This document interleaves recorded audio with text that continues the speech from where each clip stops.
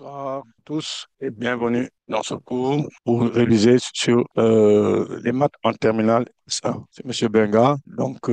J'aimerais changer avec vous sur ces épreuves du bac. Ça, essentiellement, des épreuves du bac. Il y aura une épreuve où il y aura ça assez transversal, où il y a et probabilité. Il y aura aussi des lignes de niveau qu'on va faire. On va parler un peu de suite. Donc, assez transversal, c'est une épreuve du bac.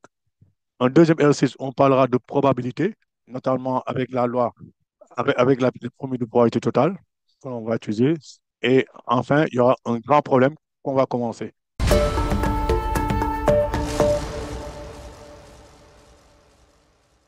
Donc, comme je vous avais dit la dernière fois, on va commencer le problème. Si on ne termine pas, on pourra continuer la prochaine fois, puisque les problèmes du bac, ça dure au moins, c'est prévu pour au moins 2 heures. Hein, pour au moins 2 heures. Donc, si on veut faire des explications et tout, peut-être on n'aura pas assez de temps. Certaines questions, on va seulement les commenter. S'il y a lieu, on admettra les résultats. Je ne sais pas si ça vous convient. S'il n'y a pas de questions, on peut commencer sans plus tarder. Dans le premier exercice, c'est un exercice très simple. Et quand on le lit, on voit qu'il y a des probabilités. On parlera de, de variables aléatoires essentiellement. Nous parlerons aussi dans cet exercice-là euh, de barycentre, et ça, et de ligne de niveau. Hein, et de ligne de niveau avec les fonctions scalaires de Leibniz. Par exemple, le terme de réduction qu'on pourra utiliser. Donc, le premier exercice, on le lit, une variable aléatoire prend des valeurs -1, 1 et 2. On lit avec des probabilités respectives, exponentielle de A, exponentielle de B, exponentielle de C, où A, B et C sont sont en progression arithmétique.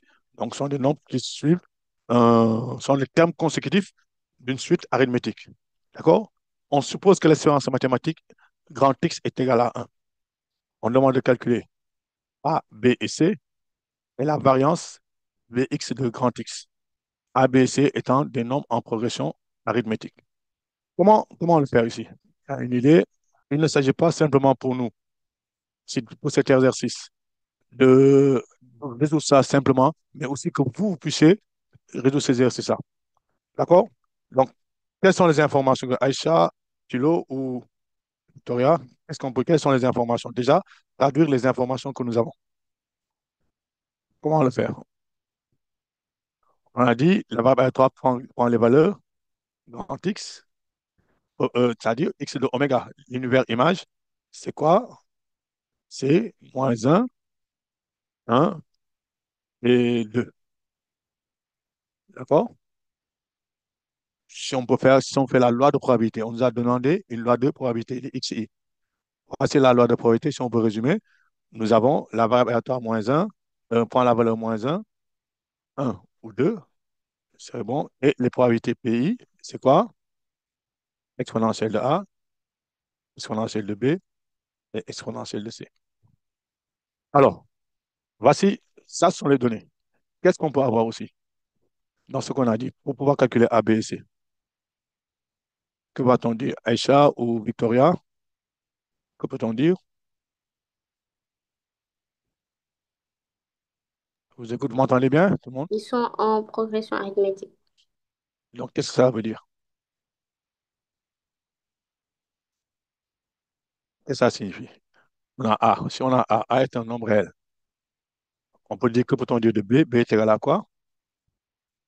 A plus R. Plus A Mm. plus R. Avec R qui est un nombre. R est un nombre réel. Il existe un nombre réel R tel que B égale à A plus R. Et quoi d'autre? Et C est égal à? C est égal à quoi? Ça fait quoi donc alors? A plus 2R. C'est bien ça. Oui, d'accord? Ça, voici le nombre. On a un nombre réel A. Les autres peuvent s'écrire en fonction de A. Donc, pour pouvoir déterminer A, B et C, il faut déterminer la valeur de A et la valeur de R. Maintenant, quelle autre information a-t-on ici? On nous a dit, dans cette information, ce sont des en progression arithmétique. On en a déjà parlé. On suppose que l'espérance, on a parlé de l'espérance de grand X. D'accord? Mais on a parlé de probabilité, c'est une loi de probabilité. Donc, qu'est-ce qu'on peut en déduire? On a les probabilités EA, la valeur aléatoire on a ici la loi de probabilité de la variable aléatoire. Exponentielle de A, exponentielle de B, exponentielle de C. Qu'est-ce qu'on peut en déduire? Que peut-on en déduire ici? Allez, rapidement. Les pays, c'est EA, EB, EC. Vraiment, vraiment. Que va-t-on dire ici? Sûrement que c'est une loi de probabilité. Les probabilités sont payées. La somme des probabilités, ça fait toujours combien? Ça fait 1. C'est On a 1. SEA plus Expo de B plus expo de C égale à 1. égale à 1. Donc, si on remplace le A, si on laisse tout en fonction de A et de R, ça nous donne quoi? Ça équivaut à quoi? Expo de A, ça fait expo de A plus expo Expo de de A plus R. oui, Expo de A plus 2R. 2R égale à 1. 1. On obtient quoi? On peut mettre en facteur expo de A plus R, ça fait expo de A plus expo de A fois expo de R, c'est bien ça? Ou bien expo de A fois expo de 2R égale à 1. Qui équivaut à quoi? Hmm? Expo de A multiplié par plus expo de R plus expo de 2R. C'est bien ça? Oui. On est d'accord. Donc, nous avons ici une première égalité, une deuxième égalité, une première égalité si vous voulez, avec expo de A. Quelle est l'autre information? Nous avons dit que l'espérance mathématique de grand X est égale à 1. Qu'est-ce que ça signifie? Que la C'est somme, quoi? qu'on a la valeur de la somme des PI fois XI. Donc, c'est quelle est cette somme-là? C'est l'espérance. Donc, comment on calcule l'espérance? Ça fait C'est égal à somme de X égale à 1 à 2 des oui, est-ce qu'il y a, PI. est-ce qu'on va dire 1 à 2? Oui. Bon, on peut faire ça, on en connaît la formule, somme des x, i, p, i. Oui, Oui. voilà. Mais ici, Donc, si on applique ça ici, ça nous donne quoi? expo de A fois moins 1. Donc, ça fait moins, Moins expo de A, oui, expo de B, plus, oui, plus 2 expo de C. égale à 1. 1. Donc, ça nous donne quoi ici? Donc, si on remplace comme ça, là, ça nous fait moins expo de A plus expo de A plus R, c'est ça, hein? Plus 2 expo de A plus 2R égale à 1. Qui équivaut à quoi? Ça nous donne quoi ici? Si on remplace comme ça, là, on va mettre expo de A en facteur. Expo de A facteur 2 moins 1 plus expo de R plus 2 expo de 2R égale à 1. Donc, ça nous fait une deuxième égalité. Donc, c'est ces deux égalités-là. Donc, on peut avoir un système, hein? Ça fait expo de A facteur de 1 plus expo de R plus expo de 2R égale à 1. D'accord? Et expo de A facteur de moins 1 plus ER plus E 2R. Mais D'accord? c'est en C'est bas, égal à 1. c'est plus de E2R. Voilà. J'ai oublié le 2. Merci. Égal à 1. D'accord? Et maintenant, comment résoudre ça? Je veux le connaître, la valeur de R. Pour trouver la valeur de R. Comment peut-on résoudre ça? Je vous écoute. On peut égaliser les deux expressions. Par exemple, V, expo de A fois 1 plus expo de R égale à expo de A facteur de moins 1 de R. Et après, ça équivaut à quoi? Puis, et vraiment, qu'est-ce qu'on peut dire? On peut simplifier les expos Ah, de A. expo de A. Pourquoi peut-on simplifier? J'ai oublié encore le 2. Pourquoi peut-on simplifier? Pourquoi peut-on simplifier ici? Si on simplifie, ça suppose quoi? On fait quelle opération? Si on simplifie, et c'est sur ces détails-là, avant de pouvoir simplifier, il faut dire que le nombre va être comment? et d'être différent de ça. Donc, il faut parce que le nombre est différent de zéro qu'on peut simplifier. D'accord? Mais si toutes sont égales à zéro, on ne peut pas simplifier. Si c'est pour prendre la valeur zéro, donc c'est un cas, n'est-ce pas? Au lieu de simplifier, on aurait pu dire qu'on met tout dans un membre et on factorise. Et on aura un produit. Un produit est nul si l'un des facteurs est nul. D'accord? Donc, il faudra, bon, si on peut simplifier, on peut dire ça équivaut. On peut simplifier puisque E de A est non nul. Est-ce que tout le monde comprend?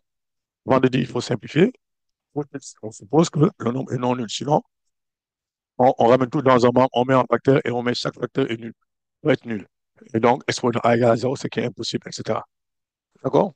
Ça fait moins un expo de R, expo plus 2, expo de R, 2R. D'accord? Ça ne donne pas comme égalité. À la fin, on aura quoi? Ça et ça paraît. Ça nous fait combien l'expo de 2R? Si expo de R, ça fait expo de R, expo de 2R, on met tout dans le membre de droite. Le 1, ça fait, quand ça fait moins 2, moins 2 égale à 0. C'est bien ça? On vérifie bien? C'est bien ça? Ou bien? Vérifier? Et c'est comme ça. C'est comme ça. Donc, on résout, mais j'ai mis égal à 2. On aurait pu dire simplement, c'est maladroit, égal à 2. Sur le 2R égale à 2, ça équivaut à quoi? C'est sur le 2R égale à 2. Ça équivaut à 2R est égal à ln de 2. 2R égale à ln de 2. Et donc, R est égal à ln de 2 sur 2. On est d'accord? C'est clair? Maintenant, il faut essayer de trouver le A. A est égal à A. Qu'est-ce qui va nous permettre de trouver A? Si on trouve A, on va trouver les autres, hein? Qu'est-ce qui va nous permettre de trouver A? A est On égal à quoi? peut prendre une des Pardon? deux expressions. On peut prendre une des deux expressions qu'on avait établies. Donc, on va prendre laquelle? On peut prendre, on va trouver expo de A, facteur de 1 plus expo de R, plus expo de 2R, égale à 1. C'est ça. On a ça. Donc, ça nous fait quoi? Expo de A. Bon, expo de 2R. C'est quoi expo de R? On pourrait chercher, expo de R, c'est égal à quoi? On calcule ça, ça fait expo de ln de 2 sur 2. D'accord? Bien, on peut écrire ça, exponentielle de ln de 2 sur 2, c'est quoi? Ln de racine de 2. C'est bien ça. On est Et d'accord? Et donc, ça fait ça tout simplement. racine de 2. R est égal à, ça équivaut à quoi? R est égal à quoi? Ln de racine de 2, excusez-moi. Ln de racine de 2, ça fait, expo de ln de racine de 2, ça fait racine de 2. C'est ça l'expo de R. On est d'accord?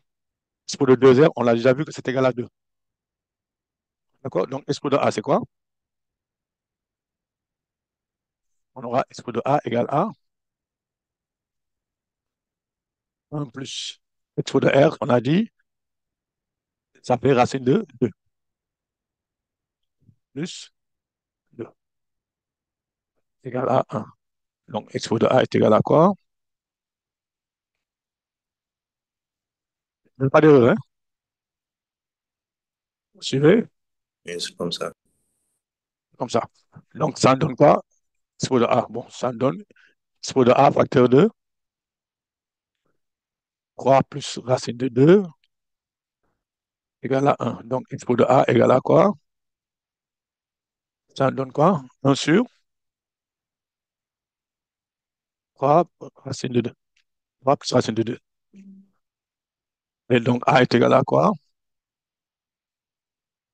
Ça fait ln de 1 plus sur 3 plus racine de 2. Donc, A est égal, on peut écrire ça comment? Moins ln de 3 plus racine de 2. C'est bien ça? Il n'y a pas d'erreur? C'est comme ça. 3 plus racine de 2. Est-ce qu'on pourrait simplifier ça? On pourra simplifier. Si j'avais un 2 racine de 2, peut-être. D'accord. Donc, A est égal à 3 plus racine. Donc, A, si A est égal à ça, B est égal à quoi? A est égal à B est égal à, on a dit A plus R. Donc, ça fait moins ln2, 3 plus racine de 2, plus ln2. Le R, c'est quoi? C'est ln de 2 sur 2. Ln de 2, on peut écrire ça ln de racine de 2. D'accord? Et ça nous donne quoi? Si on simplifie, ça fait ln2, 3 plus racine de 2. Non, c'est moi, je me suis trompé. Donc, si on écrit ça, ça fait ln2. ln de A moins ln de B, ça fait? ln de Ça A nous dit. sur B. Donc, ça fait ln2 racine de 2 sur 3 plus racine de 2. Bon, je ne sais pas, est-ce qu'il y a un intérêt? On pourrait, si on réduit au dénominateur, si on fait en rationnel, ça nous donne quoi? Ça fait ln Oui, de 3 racines de 2 moins 2 sur 7. sur 7. 3 racines de 2, c'est 3 racines de 2 moins 2. Ouais. Bon, c'est assez barbare. Non. Bon, c'est pas grave. Donc, c'est ça le B. Et le C, c'est quoi? C'est là A plus 2R. C'est bien ça. C'est égal à A plus 2R. Bon, déjà, il faut bien noter. Ln2.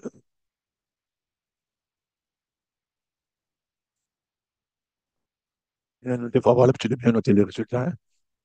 Sinon, à la fin, OK. Ça fait A plus 2R, ça fait quoi? Moins ln2, 3. Plus racine de 2R, ça fait ln de 2. D'accord? Ça nous donne ln de 2 sur 3 plus racine de 2. Ça nous donne quoi finalement? C'est, ln de 6 moins 2 racines de 2 sur 7. voilà. Et voici le C. Mais à la fin, on conclut et on donne tous les résultats. C'est bien ça? Est-ce qu'il y a des questions? Des observations?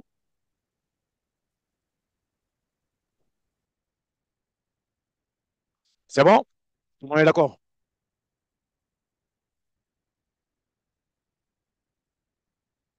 C'est bon. On peut passer à la deuxième question. Maintenant, soit ABC 3 points de prise respective, moins un et 2 sur une droite graduée, d'abscisse, hein, j'ai mis sur une droite graduée, delta. Calculer l'abscisse du point G1, c'est l'abscisse d'abscisse. Variation du système A1, B2, C4. Variance. La variance de x. Excusez-moi, variance, j'avais complètement oublié. Comment on calcule la variance? Variance de x, ça fait quoi? Vous avez le choix. Qu'est-ce qu'on va prendre comme expression? Je rappelle, on va rappeler un peu le tableau qu'on avait, le xi, ça fait moins 1, 2, les PI, la loi de probabilité, la variable aléatoire, ça fait expo de A. A, expo de A, expo de B, expo de C. Bon. Il est clair que quand on va prendre l'exponentielle, les 6, tout ça, ça va partir. D'accord? Il n'y a pas de souci. Comment on calcule la variance? Quelle est l'expression que vous allez prendre? Qu'est-ce qui vous semble le plus simple? La variance. Vous avez le choix. Ça, on prend E de x moins E de x, le tout au carré, ou on peut prendre aussi l'espérance du carré moins le carré de l'espérance. Une formule de conique au carré. Laquelle pensez-vous être la plus simple? La deuxième. La deuxième. Oui. Le x carré, ça fait quoi? E de x carré, comment vous allez prendre ça? Si on prend la deuxième, On ça fait fait expo de A facteur de moins un au carré expo de A, facteur de moins un au carré, oui, plus plus expo de B facteur de un au carré facteur de un au carré, plus plus expo de C facteur de 2 au carré. Non, du tout. On est d'accord? Donc, si on développe, si on fait expo de A plus expo de B plus 4 expo de C. On remplace pour le A. Le A, on avait trouvé quoi? ln2 fois le moins ln, hein? C'est ça. Bon, si on a intérêt, si on fait expo de A, ça fait 1 sur 3 racine de 2, c'est ça, hein? Donc, on l'avait calculé à la fin. Bon, on va quand même faire, ça, quand on prend 1 sur 3 racine de 2, il est clair que ça fait ln2. Avec ça, ça fait 3 moins racine de 2 sur 7, c'est ça, hein? Bon, on est d'accord. 3 moins racine de 2 sur 7, voilà. Faire plus simple. Donc, ça fait, et ça peut-être pour nous guider dans la manière de présenter les résultats. Donc, ça fait, expo de A, ça fait ln de 3 moins racine de 2 sur 7. Donc, ça nous fait quoi? 3 moins racine de 2 sur 7. C'est bien ça? Expo de B. Le B, c'est ln de 3 moins racine, 3 racine de 2 moins 2 sur 7. Donc, ça fait, si je ne me suis pas trompé, hein, c'est le B qui fait, le A, ça fait, le A et le B, c'est la même chose. Le A, ça fait 3 moins racine de 2 sur 7 et l'autre, le B, A plus R, c'est pas la même chose. Ah, c'est 3 racines de 2, oui. Ça fait 3 racines de 2 moins 2 sur 7 plus C, 4. Expo de C, c'est quoi? 6 moins 2 racine de 2 sur 7, hein? Vous calculez, qu'est-ce que vous trouvez? En fait, ce sont que des calculs, hein. Si on fait quoi? On va prendre le soin de bien faire. Ça fait 3 moins racine de 2 plus 3 racine de 2 moins 2 plus 24 moins 8 racine de 2. Il faut vérifier avec moi. Donc, V de x égale, le terme, ça fait 3 moins 2, 1. Ça fait 25, hein, c'est bien ça. 25, les racines de 2, ça fait moins 9 plus 3, ça fait moins 6 racine de 2.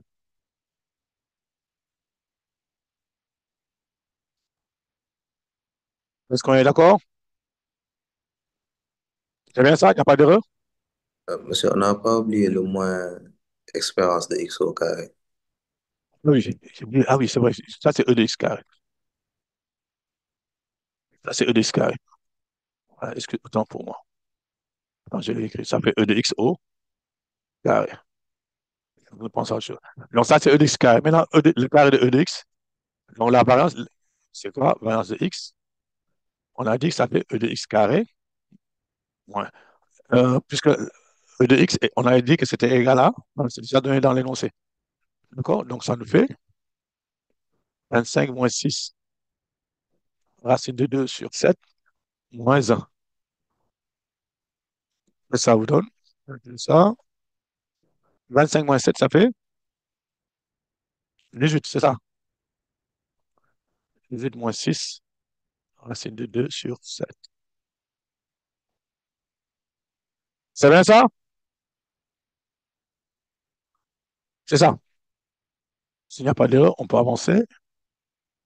Maintenant, le deuxièmement. Bon, on pourrait toujours vérifier. Après, je vous laisse faire ça. Dans la première expression, x moins e de x, l'expérience de x moins e de x, le tout au carré. D'accord? Bon, c'est pas plus mal parce que, en fait, x moins e de x, ça fait un moins un. Moins un, ça fait moins 2. Un moins un, c'est zéro. Ça vous enlève déjà un terme.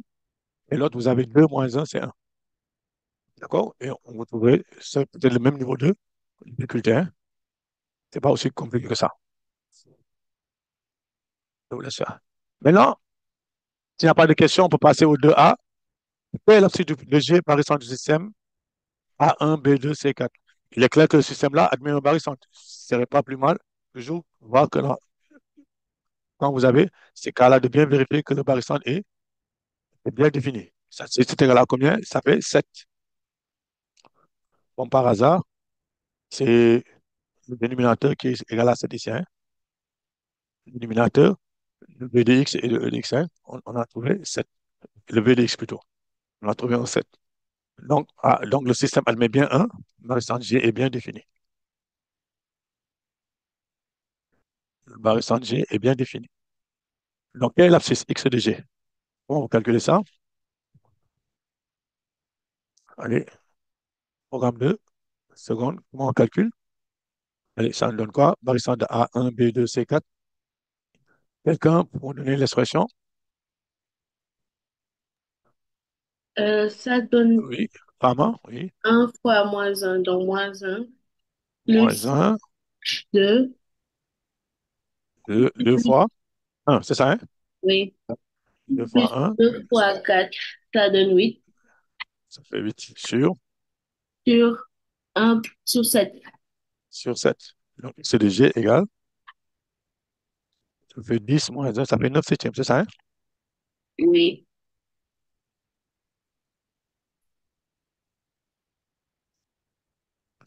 La C de G, c'est 9 septièmes. Euh, on pose phi de M, bon, ça, ce sont les. On pose phi de M égale. Montrer que phi de G égale à V de X. Comment vous allez faire pour trouver phi de G? Phi de G. On va montrer que phi de G, c'est quoi?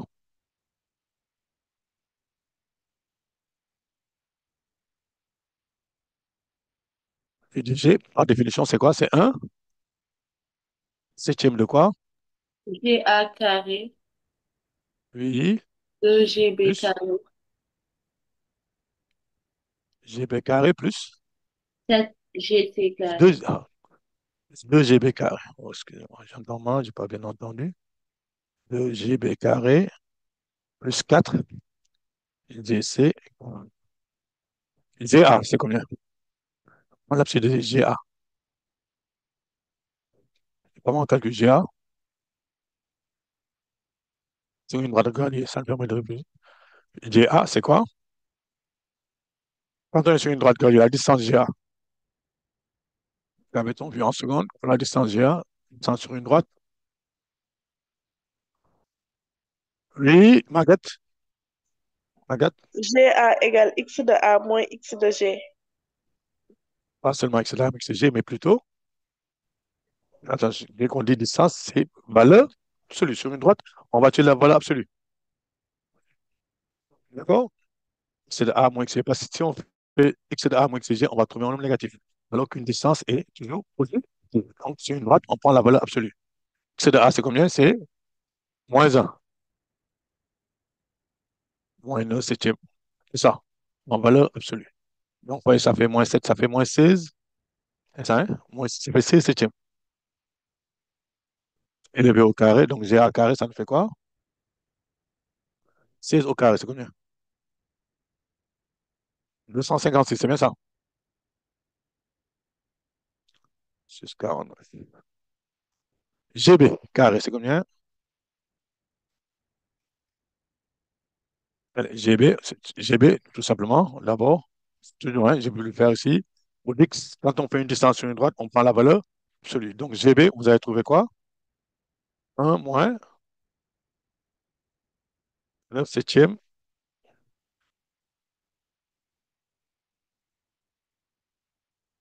Ça fait 7 moins 9, ça fait 2 septièmes, c'est ça?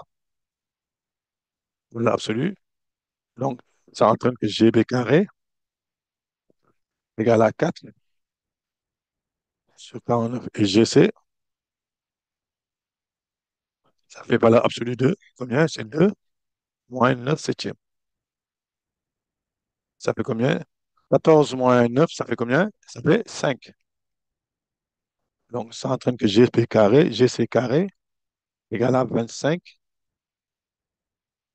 sur 40. En définitive, qu'est-ce qu'on va trouver pour phi de G? Ça fait 1 septième multiplié par quoi? On avait dit GA carré, ça fait 256 sur 49 plus Ça, hein? Plus 2 fois GBK, ça fait 8 sur 49, plus 4 fois 25, ça fait 100. C'est bien ça. Mais vous avez trouvé, calculez ça, au total. Combien tu trouves la réponse? 256 plus 8, ça fait 264. 364 sur 49, c'est ça, hein? C'est de m'abuser, hein?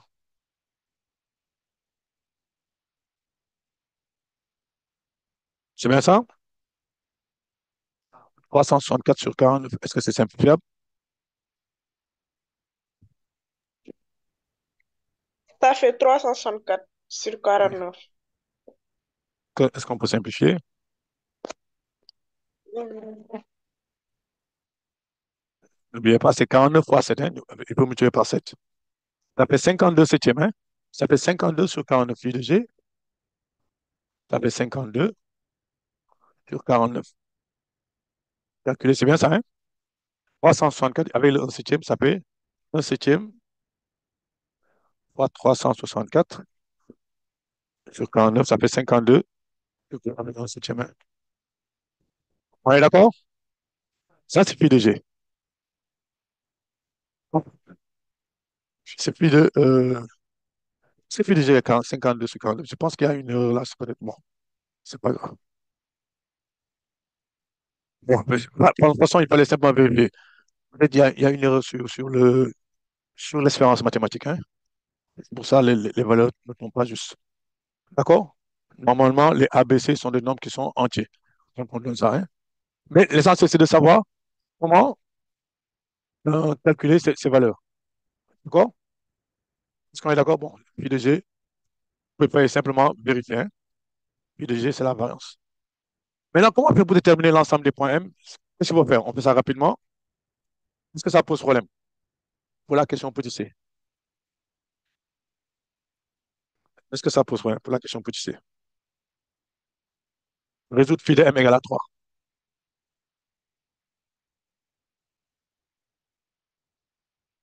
Comment on va faire pour résoudre phi de M égale à 3? C'est toujours bon de se rappeler comment on le fait. Phi de M. La première chose, c'est de faire quoi?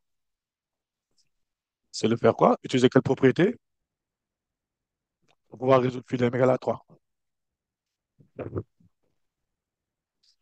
vous écoute. Quelle est la première chose à faire? Vous utilisez le théorème de réduction. Réduction. On pourrait dire utiliser la fonction scalaire de Leibniz. Donc, quand vous avez ça, phi de M, ça fait quoi? Le premier théorème de réduction, phi de M, c'est quoi? Quand on réduit, c'est la somme des pondérations. Si vous voulez, je rappelle un peu, somme sur I de alpha I. Ça, I égale 1 à N. Je donne simplement la formule, hein. Je mets ça en couleur, pour que ce soit bien clair. Ce n'est pas ça, j'ai un peu du brouillon. Donc, quand on a des cas comme ça, on a phi de M égale la somme sur I égale 1 à N s'il y a N points de alpha I. Euh, G carré, comme ça, plus I de Z. C'est bien ça. Somme de alpha I, MG, plus I de G. D'accord? Ici, la somme des alpha I, c'est combien? Ça nous fait quoi? La somme des alpha I, 7. ça fait 7 mg carré plus pi de g. D'accord? Donc, on a déjà calculé pi de g, ça fait 7 mg carré plus 52 sur 49. D'accord? Et après, c'est pour réduire l'expression phi de m. Et après, ce qu'il faut faire, n'oubliez pas, c'est toujours procéder par équivalence. On reprend notre égalité. Ce qu'on voulait avoir, m appartient à gamma, donc phi de m égale à 3 équivaut à quoi? On va remplacer 7 mg carré plus 52 49 égale à 3. Donc, nous allons trouver quoi? Bon, on va aller par étapes pour ne pas se tromper. Mg carré, ça fait 3 moins 52. 3 moins 52 sur 49. 3 moins 52 sur 49, ça fait combien? 95 sur 49. 75 sur 49. 75 sur 49. C'était 95. 95. Ah, d'accord, excusez-moi. 95 sur 49. D'accord? 95 sur 49. Maintenant, si on divise par 7, ça nous donne combien? Donc, mg 95 carré. sur 343. 95, donc mg carré égale à 95 sur 343. Donc, qu'est-ce qu'on peut dire? On obtient ça. On peut en dire. Quel ensemble, gamma? Gamma, c'est quoi alors? Après ça, mg carré 95 sur 43. Oui, ça vous donne quoi? C'est le cercle de centre G Le centre G, et de rayon racine de voilà. Cercle C et le cercle de centre G. Et le rayon, racine de 95 sur 343. D'accord? On pourrait simplifier. On trouve le reste. C'est bien. Est-ce que tout le monde est d'accord ici? Donc, tout le monde voit comment ça marche un peu. Comment dirais-je? C'est un nombre complexe, hein? Comment ça va aller, donc? C'est variable. Quand on travaille avec les variables aléatoires, il faut que c'est simple. Y a-t-il une question ici? Donc, on ne fait qu'utiliser les propriétés, les données qui sont là, et après, on analyse, et après, on traduit et on travaille. Donc, c'est pas très, très compliqué. Y a-t-il d'autres questions? C'est bon? S'il n'y a pas de questions, on peut passer à Oui, c'est l'exercice 2. bon. C'est bon. Oui, s'il n'y a pas de questions, à l'exercice 2. Voilà, l'exercice 2, c'est surtout dans le cadre de la nouvelle formule du bac. Dans la nouvelle formule du bac, on vous donne des situations problèmes. Mais après, on dit. Donc, de plus en plus, vous aurez des exercices de ce type-là au bac. On aura des exercices de ce type-là au bac. D'accord? On aura des exercices de ce type-là au bac. Donc, l'angine chez l'être humain, on lit, est provoquée soit par une bactérie, angine bactérienne, soit par un virus, angine virale. On admet qu'un malade ne peut pas être à la fois porteur du virus et de la bactérie. C'est bien clair, hein? Ça aussi sont des informations à avoir. L'angine bactérienne, l'angine est bactérienne dans 20% des cas. Ça sont les données. Pour déterminer si une angine est bactérienne, on dispose d'un test. Le résultat du test peut être positif ou négatif. Le test est conçu pour être positif lorsque l'angine est bactérienne, mais il présente des risques d'erreur. D'accord? Si l'angine est bactérienne, le test est négatif dans 30% des cas. Si l'angine est virale, le test est positif dans 10% des cas. On choisit au hasard un malade atteint d'angine et on note B, l'événement, l'angine du malade est bactérienne. Et l'événement, le test effectué sur le malade est positif. On demande de représenter la situation par un arbre de probabilité. Bon, bon si vous avez un tableau, on va demander à quelqu'un de le représenter. Je vais le faire pour. Donc, quand on a un arbre, il y a d'abord une racine. Après, il y a des branches. La racine principale, on aura, quelles sont les branches qu'on aura? La racine principale. Une branche va donner quoi? Et l'événement qu'on va avoir ici? Quel événement va-t-on mettre? Oui, c'est qui, Magat? C'est l'événement B, B. Et en bas, et une autre branche, c'était l'événement. T, Si on a B, T, C, est-ce que c'était? T, Est-ce que c'était? Quand on prend, Débat. c'est B, bah, quand on a une angine, c'est de savoir, la première étape, c'est on a Attends, une débat. angine. L'angine du malade, hein? Le malade a une angine. Soit elle est bactérienne, soit elle est. C'est ça. viral, Vous voyez bien ce qu'on a dit? On a dit on choisit au hasard. C'est dans l'énoncé. On revient à l'énoncé ici. On a dit on choisit au hasard un malade atteint d'angine. Au départ, on prend un malade atteint d'angine.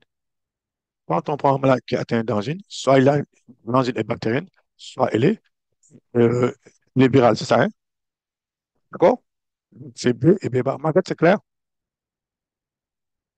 C'est clair? Donc, on choisit au hasard. On commence, on choisit au hasard un malade. Donc, ça, c'est B. Donc, sur l'autre, il n'y a que deux cas. Soit l'angine est bactérienne, soit elle est d'origine virale. D'accord? Margaret, c'est bon? Vous avez levé la main? C'est bon. On peut continuer? Donc, ça, c'est la première. Après, si l'angine est bactérienne, quelles sont les possibilités? Ouais, c'est là où on revient à l'énoncé. On a dit, vous voyez bien, on a dit si. Quand on parle de si, ça devient une condition. Donc, si l'angine est bactérienne, qu'est-ce qu'on peut avoir? Quelle autre branche ici à partir de B? Il aura quoi?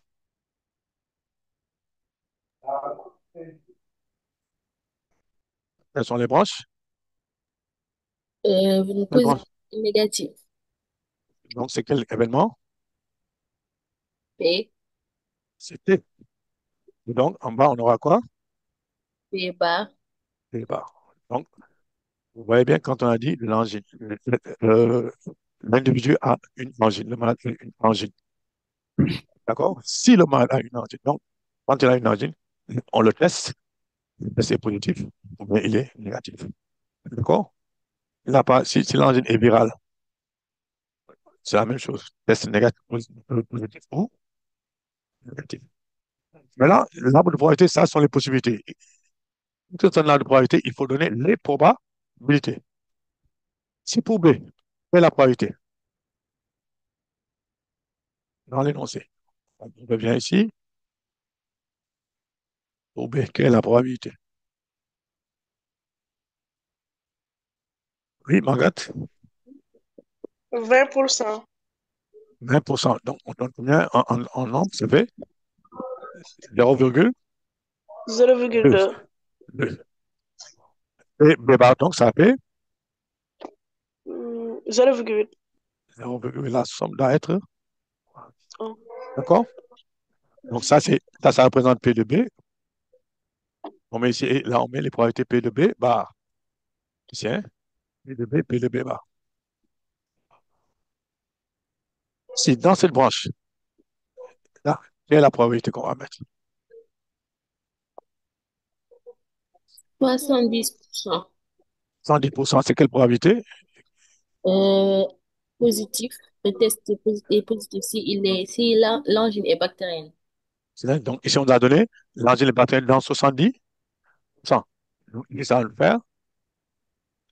Combien? 0,7 et Là. 0,3. Dans quelle probabilité ici? Probabilité de T sachant B.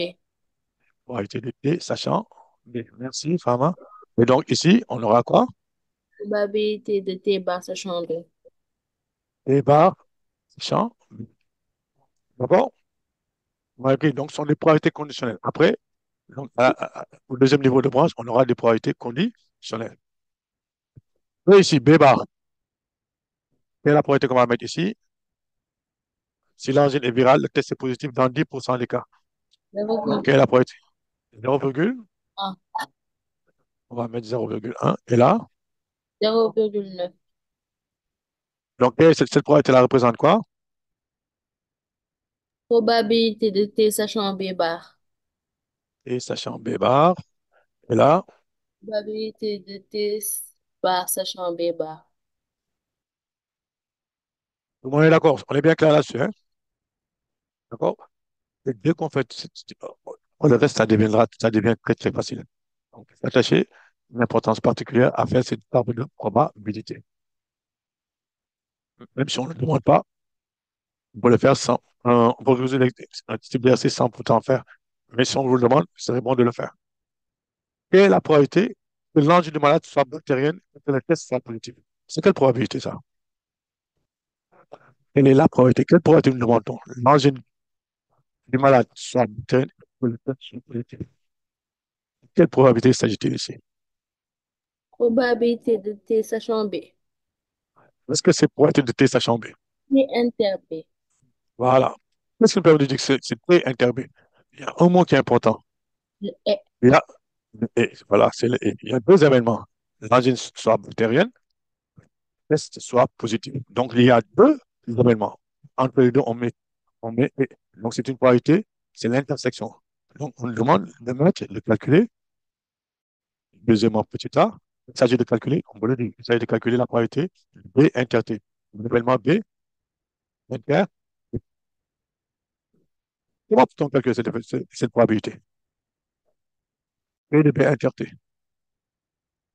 On peut utiliser la formule P de B inter T égale P de B multiplié Oui, par P de T sachant B. multiplié par P2, T sachant B. En fait, c'est quoi? Si vous regardez bien, cette 0,2. branche-là, cette branche-là qui est là en haut. D'accord? Pour avoir B et T. Là, si on regarde le tableau, quand on regarde là, pour probabilité, où est-ce qu'on a B et T? On doit avoir B et T. On a B et T, donc on voit que c'est ici, sur cette branche-là, celle que j'ai entourée ici. Hein, c'est sur cette voie-là, c'est sur ce chemin-là, si vous voulez. C'est là la probabilité que l'on cherche. Dans la B, donc on fait donc, le produit. Et le produit nous donne, donc P de B inter T, ça fait quoi? Ça fait 0,7 fois 0,2, ça fait 0,14. C'est bien ça. Oui, c'est D'accord? Et ça. Petit b. Montrez que la probabilité que le test soit positif est de 0,22. Comment vous allez calculer? On demande de chercher P2. P de quoi? Le petit b, c'est le P de quoi? Qu'est-ce qu'on demande? P de T. P de T. P de T, c'est égal à quoi? Voilà. Pour que le test soit positif, quand on regarde notre tableau, on revient à notre euh, la partie dont on n'a pas besoin. Quand on revient, c'est avoir T. À quel niveau on a T ici? Quand on regarde, nous avons ici un T, T. Donc, pour avoir T, la probabilité par de la racine, on peut avoir P et T ou Au niveau de B B bar, et B bar et c'est ça. B, Donc, c'est quoi P de T? Pour avoir P de T, c'est égal à P de B inter T plus P de B bar inter T. plus P de B bar inter T. Ça, c'est quelle propriété? C'est la propriété qu'on a utilisée pour pouvoir le faire. Avec cette table de probabilité-là, quelle propriété sont utilisées? C'est quelle propriété? Les autres, Pharma, Hélène, les H et tout, c'est quelle propriété qu'on utilise ici? On va l'écrire. En fait. Ça, en probabilité, vous ne pouvez pas manquer ça. C'est la formule des, en fait, c'est la formule des probabilités totales, n'est-ce pas?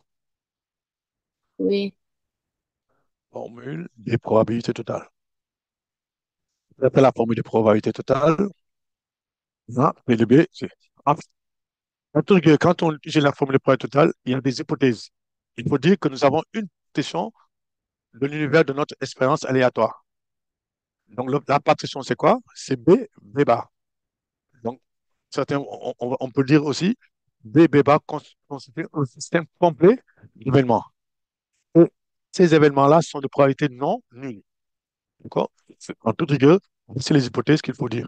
Il faut dire que B et B bar constituent un système complet d'événements de notre univers. C'est-à-dire qu'ils constituent une partition de l'univers. D'accord? Et ces deux événements B et B bar sont de probabilité non nulle. 0,2 et 0,8. Donc, d'après la formule de probabilité totale, on a P de T égale à P de B inter T plus P de B bar inter T. Et après, on pourrait utiliser ça en prenant l'arbre de probabilité, en disant P de B inter T, c'est quoi? P de B plus P de T inter B, et là, c'est champ B. P de B bar inter T, c'est P de B bar fois P de B, c'est champ B bar. D'accord? Donc, on réécrit ça, si vous voulez. Là, on a voulu un peu détailler. Mais dans certains cas, attendez-vous à ce qu'on vous dise, déterminez la probabilité que le test soit positif. sans pour autant donner les politiques. Demande de représenter la situation par un arbre de probabilité ou la probabilité que l'envie du malade soit bactérienne et que le test soit positif. Donc, on peut donner ça directement. Donc, ça fait P de B, et P de B, P sachant B, plus P de B bar, facteur de P de T, sachant B bar. Et on calcule. Normalement, on a trouvé 0,22. Ça fait combien? Allez, donnez-moi les valeurs. Bon, le premier, on a déjà calculé, c'est 0,14. Plus P de B bar, c'est combien on a dit? 0,8. P de B bar, 0,8, oui, je change le niveau. P de B bar, P de T sachant B bar, soit, 0,1. ça fait bien, 0,8, ça fait 0,14, plus 0,8, ça fait bien, 0,08, excusez-moi. Donc P de T égale à quoi? C'est bien égal à 0,22. Donc P de T est bien égal à 0,22. D'accord? Maintenant, le petit C. Un malade est choisi au hasard parmi ceux dont le test est positif. Quelle est la probabilité que son angine soit bactérienne? C'est quelle probabilité on nous demande ici? P de Probable. B sachant. Ah, mince. Oui, oui, qui parle? Victoria? P de B sachant T. P de B, sachant T. On a donné la condition. Un malade est choisi au hasard. Donc, on se place, si vous voulez, on se place dans un nouvel univers, l'univers des malades. Un peu plutôt l'univers de ceux dont le test est positif. D'accord? Donc, c'est ça notre nouvel univers. C'est ça une probabilité conditionnelle. On change l'univers. L'univers, c'est, là, on a posé la condition, le test est positif. Donc, B, sachant T. Maintenant, qu'est-ce que vous allez dire? Pour B de B, sachant T. On va dire que c'est égal à P de B inter T sur P de T. B de B inter T sur B de T. En fait, ce qu'on nous demande ici, c'est un peu, vous allez voir, on va donner ce qu'on appelle la formule de Bayes. D'accord? J'ai mis ça, Bayes, B-A-Y, hein. C'est la formule de Bayes. Hein, parce que P de T, c'est P de B inter T plus P de B bar inter T, hein. On peut écrire ça. Donc, c'est égal à quoi ici? P de B inter T, on l'a déjà calculé. Ouais, 0,14. 0,14. Ça fait 0,14 sur 0,1. P de T, c'est combien? 0,22. Et on voit bien que c'est compris entre 0 et 1. D'accord? Ça fait combien? Allez, bon, vous allez calculer ça. 0,6. 0,6, hein? C'est à peu près, hein? C'est une valeur prochaine. Ça fait 7 onzième, valeur exacte, c'est ça. 7 onzième, ce qui est sensiblement égal à 0,63 ou 64, hein? Bon, 0,6. Parce qu'on a donné tous les résultats. Ce qu'on nous a donné, c'est un chiffre après la virgule, hein? Donc, et de la précision, c'est ce qu'on demande. Bon, on a donné deux chiffres après la virgule aussi. 64.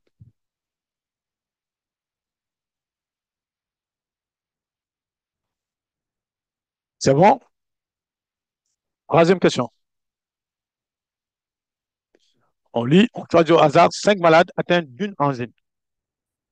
Et on note X, la variable aléatoire qui donne parmi les 5 malades, choisir le nombre de malades dont le test est positif. Quelle est la loi de probabilité?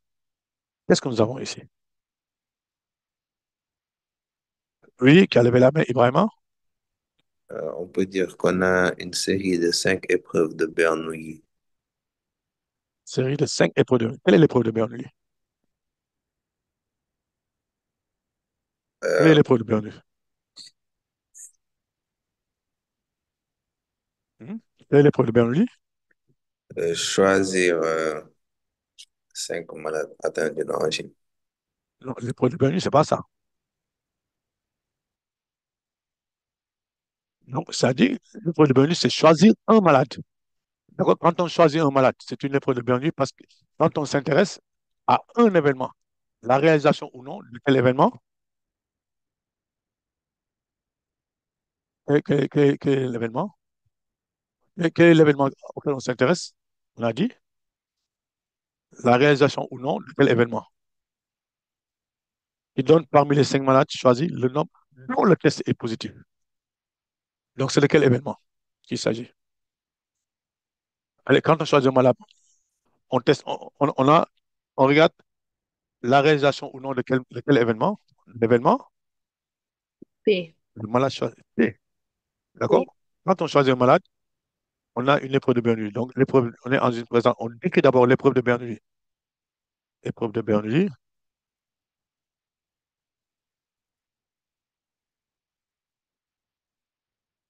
Donc, le statut, le test nu, comment dire, le résultat du test du malade choisi. Donc, dans le succès, c'est quoi? Épreuve de Bernoulli, euh, résultat du test, hein. Épreuve de Bernoulli, résultat du test, si on peut dire ça comme ça, test du malade choisi, hein.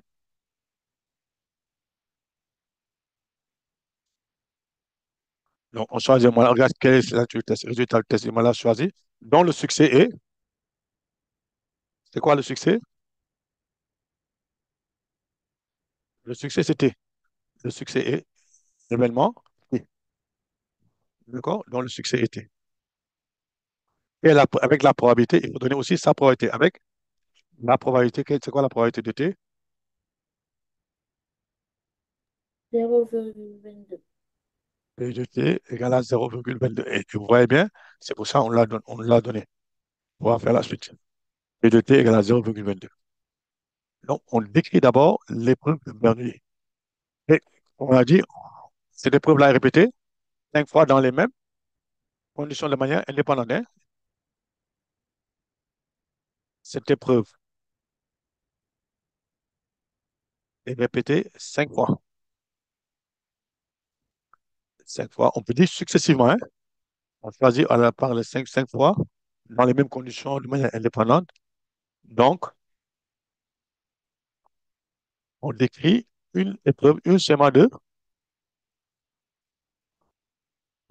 Bernoulli, hein. Donc, on décrit un schéma de Bernoulli. Et il est important de bien préciser ces deux constantes. Le 5, le P2, et même que le succès, c'est quoi? Donc, si on donne ça. Et maintenant, on va dire la loi de probabilité donnant le statut du malade, hein. La loi pour les variables qui donne, choisir le nombre de malades, hein. La loi de probabilité. Le grand X qui doit, la variable aléatoire qui donne, parmi les 5 malades choisis, le nombre de malades dont le test est positif, puis la loi binomiale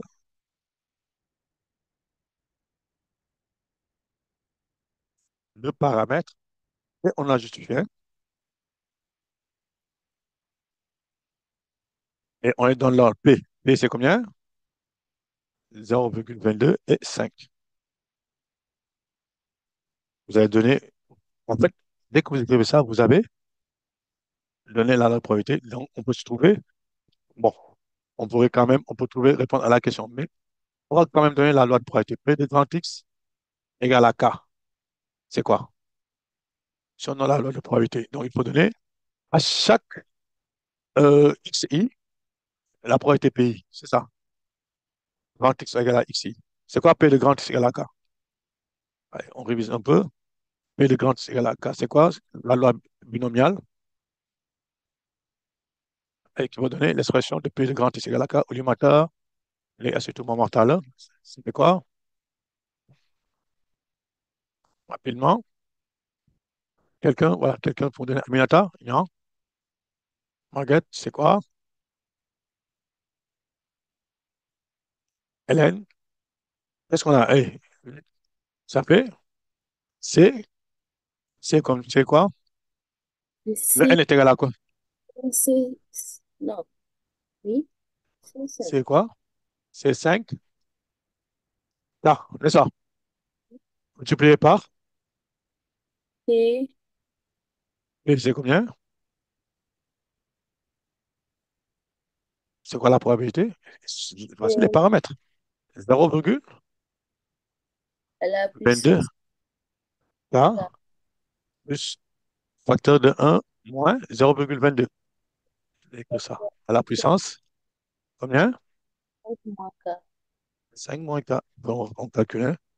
Ça fait C, 5K, 0,22.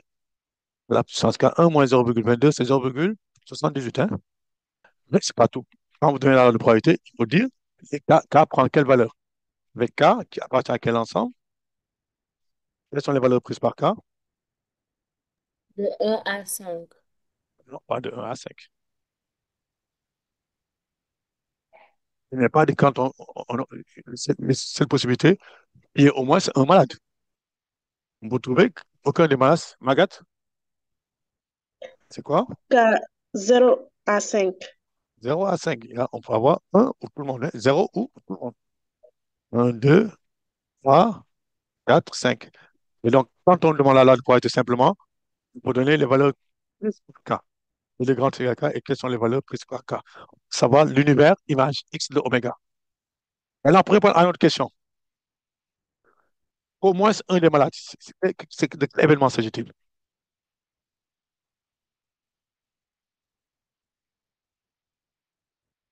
De quel, euh, oui, ça, on a déjà répondu à la question de grand A, hein.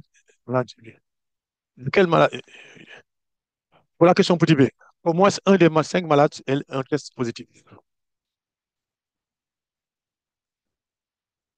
C'est quelle probabilité, Magat? P de X égale 1. Non. Est-ce que vous êtes d'accord? Non, bon. On nous a dit quoi? Au moins. Au moins. Si on a au moins, ça veut dire quoi? On peut avoir? On va avoir Supérieur égale à 1. Voilà. Là, on va dire P de grand X, c'est bien ça, supérieur ou égal à 1. Donc, quand on dit P de grand supérieur, en toute rigueur, on va prendre le. Qu'est-ce qu'on peut avoir? Parce que nous, on a trouvé le grand X égal. Qu'est-ce qu'on peut avoir? P de grand X X égal à. Non, c'est ça, hein? Plus P de grand X égal à 2. 2. C'est ça. On peut avoir P de grand X égal à 3 plus P de grand X égal à 4 plus P de grand X égal à 5. C'est ça. Ouais, donc il y a 5 expressions. Et dans chaque expression, je le dis un peu pour voir quand vous verrez quand vous avez parlé d'informatique, ça demande de la mémoire pour pouvoir calculer ça. Ça vous fait combien d'opérations? 5 fois 3 ou bien 5 fois peut-être un, ou 4, il y a plus, au moins ça fait 15 opérations. Est-ce que c'est pratique? Qu'est-ce qu'il vaut mieux faire? Quand on dit au moins un, On cherche quand on a aucun. aucun, ça dit c'est quel événement? Au plus. Donc c'est quel événement? Quand on au moins, quand vous avez au moins 5, quand vous dites qu'un événement, aucun des 5 malades n'a le C'était bas. test positif. Donc c'est là, c'est l'événement C'était bas. contraire. Donc c'est pas P bar, c'est X moins X supérieur ou égal à 1 bar. Est-ce qu'on est d'accord? Donc quand vous avez ça, P de grand X supérieur ou égal à 1, ça fait 1 moins P de grand X égal à 0.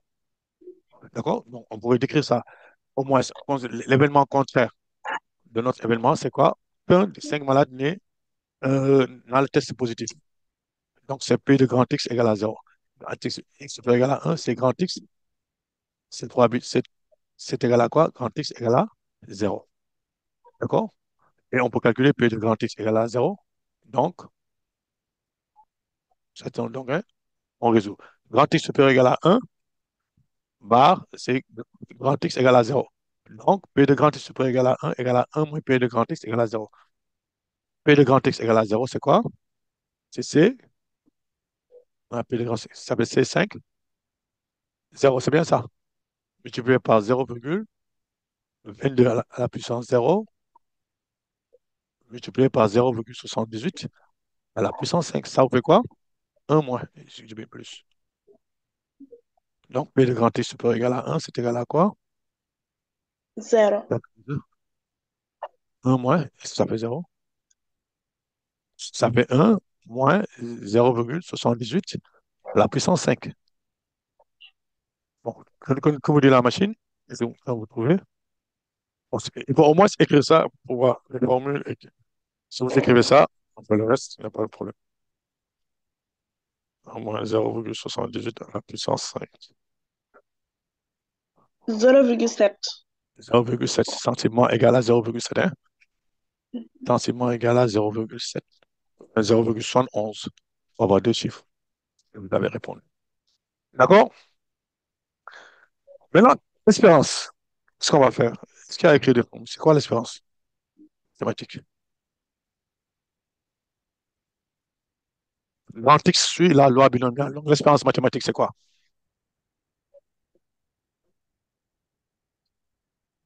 C'est pour l'espérance mathématique. Dès que vous dites que vous avez une loi binomiale, l'espérance mathématique, ce qu'il y a de plus simple, c'est égal à quoi? C'est une expression.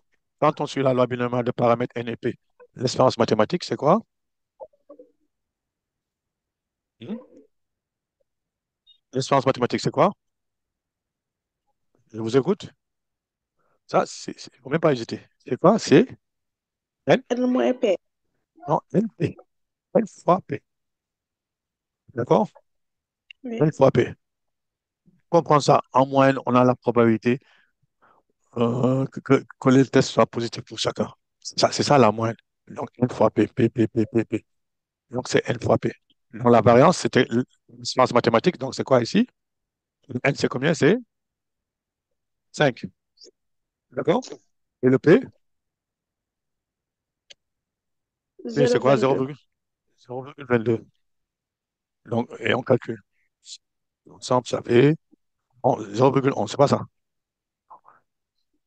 1,1. Ah, 1,1 E de x égale à 1,1. Et on trouve la valeur. Et si on demande, on ne l'a pas dit, et si on demande de calculer la variance, Non. c'est quoi l'expression de la variance? E de x carré moins E de x. Le tout au Ah, là, carré. ça va être. Oui, c'est bon. Mais ici, on a une loi binomiale. Dès qu'on a une loi Oui. binomiale, la variance est beaucoup plus simple. C'est quoi la variance? Quelle est l'expression de la variance en fonction des paramètres? On donne ça en fonction des paramètres. Variance de x. Ça fait L et multiplié par 1 moins. D'accord? C'est seulement ça, la variance. La variance, c'est NP multiplié par 1 moins P. D'accord? Donc, on demande ça sans problème. On demande ça. Bon, la démonstration, je vous laisse faire ça. Vous pouvez toujours voir ça si on utilise avec des fonctions complexes. Bon, donc ça donne ici, on remplace avec 5 fois 0,22 fois 0,78. Ça fait 1,1 fois 8,5. Ça fait 0,5, je ne sais pas combien. Calculez ça. 0,858. 858, oui. 858, c'est bien ça. Voilà, exact. On est d'accord? Loi binomiale, c'est ça. Loi binomiale, ne vous fatiguez même pas. Dès que vous avez la loi binomiale, la variance, c'est NP, 1 moins P. L'espérance, c'est NP. D'accord? Et quand on parle de loi binomiale, quand on dit, on répète 5 fois de suite une même épreuve de Bernoulli. Donc, il faut commencer par décrire l'épreuve de Bernoulli. C'est quoi l'épreuve de Bernoulli? Ici, dans notre cas, c'est euh, le, le résultat du test du malade choisi. C'est ça l'épreuve de Bernoulli. Parce que quand on a un malade, on regarde si le test est positif ou non. La réalisation du test est positive. On dit, dans certains cas, on définit l'épreuve de Bernoulli comme une expérience aléatoire où il n'y a que deux résultats. En fait, il me semble que ce qui est plus juste, c'est de dire une expérience aléatoire pour laquelle on ne s'intéresse qu'à deux événements. La réalisation plutôt, ou non, d'un événement. Un événement appelé succès ou son contraire qu'on appelle échec. Et aussi, une petite remarque, on pourrait utiliser, dire que c'est quoi l'échec? C'est comme vous dire, c'est quelque part, tout dépend de vous. Ça peut être arbitraire. Si on a dit que le test est positif, c'est ça qu'on a pris comme échec, comme succès. On aurait pu prendre ça comme échec. D'accord? Le test est positif, on dit que c'est l'échec. Et après, par contre, quand on va parler, pour moi, c'est un des malades, les 5 malades, un test positif. Donc, on va traduire ça. On est, comment dirais-je, plus qu'un le test positif. D'accord? Donc, quand on a ce cas-là. D'accord? Donc, et on traduit toutes ces probabilités euh, avec le fait que les malades aient un test négatif. D'accord? Donc, tout est relatif. Ce que vous appelez échec, et vous traduisez en fonction de ce que vous avez pris comme échec. C'est comme qui dirait la bouteille à moitié pleine, on parle de bouteille à moitié vide. C'est clair? Donc, c'est ça, quand on décrit un schéma de Bernoulli. Donc, il faut définir d'abord l'épreuve de Bernoulli, décrivez l'épreuve de Bernoulli, vous donnez le succès et vous donnez la probabilité du succès. C'est que ce n'est pas la peine de donner. Et après, vous vous dites que la probabilité est répétée combien de fois dans les mêmes conditions successivement. Bon, si on ne l'a pas dit, et de manière indépendante. On suppose que ça. Généralement, en toute rigueur, on doit vous dire dans quelles conditions on répète. Mais ici, c'est de manière successive et indépendante dans les mêmes conditions. Donc, le 5 là, il est important à donner. Donc, vous pouvez dire que la loi de probabilité donnant le nombre de succès à réalisation de l'événement succès suit la loi binomiale de paramètres n, n que vous avez trouvé et p, que vous avez donné.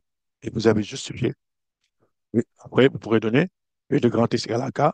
Et quand vous donnez une loi de probabilité en posant p de grand X égale à k, il faut dire le k, vous le prenez dans quel ensemble? Hein, l'univers image.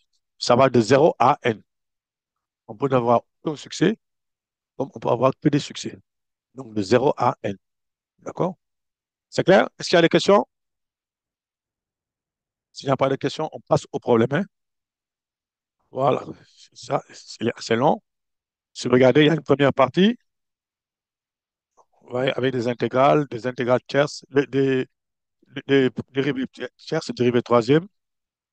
Vous avez une partie B, vous aurez une fonction, une suite avec des fonctions, les racines carrées, tout ça là. Et on a même des suites, hein, ce qu'on appelle, au simple, ce sont des suites implicites, comme on a eu à faire une fois.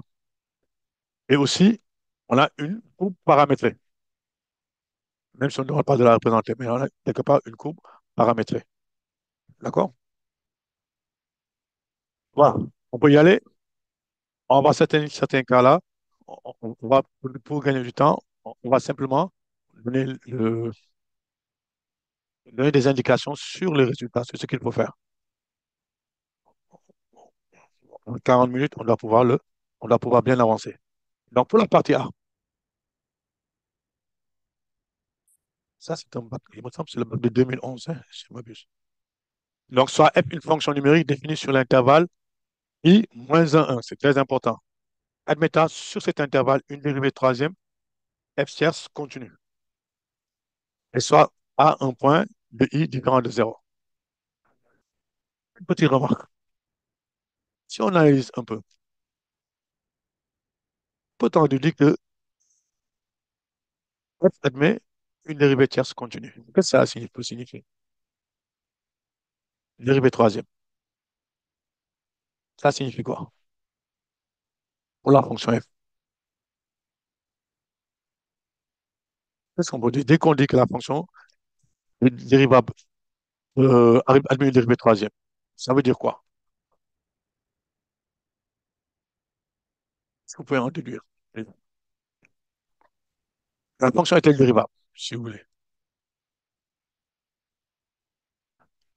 Si on donne une dérivée troisième, ça signifie que la fonction admet des dérivées jusqu'à l'ordre 3.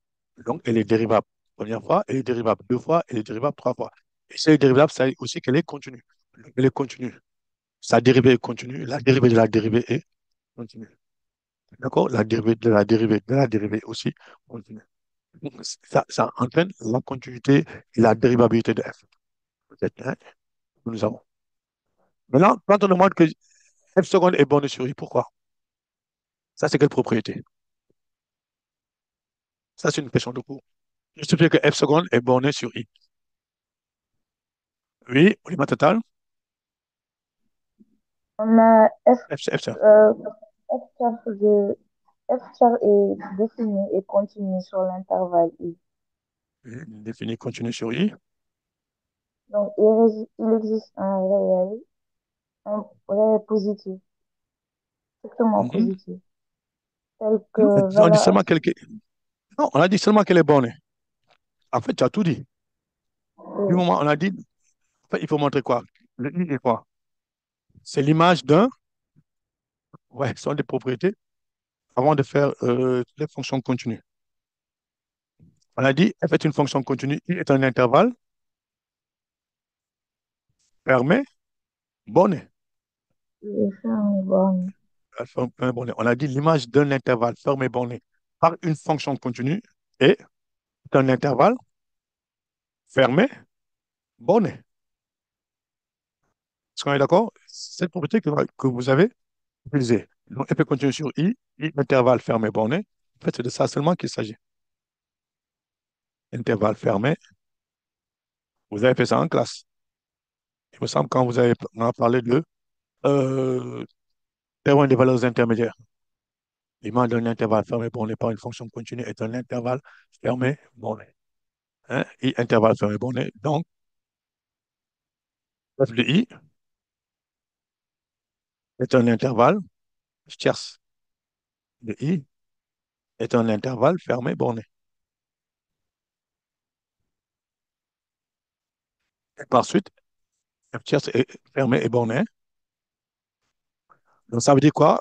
Il existe deux réels alpha et bêta, dès que f tiers de x est compris entre alpha et bêta. Donc, f est fermé borné. Ce qu'il fallait le montrer. Est-ce que tout le monde est d'accord que f tiers est bien? C'est un borné. Donc, il fallait simplement dire que l'image de f tiers est une fonction continue. I étant continue sur I et I étant un intervalle fermé borné. Donc, l'image de I par f tiers est un intervalle fermé borné. C'est tout le monde ça. D'accord? Et maintenant, on demande d'en déduire. Donc, ça veut dire quoi qu'il existe? Je vais mettre ça quand même. Il existe petit m et grand M appartenant à R tel que le tiers de X est compris entre petit m et grand M. Quel que soit X appartenant à Y. D'accord? Maintenant, comment va-t-on faire pour trouver la limite? On va utiliser quoi?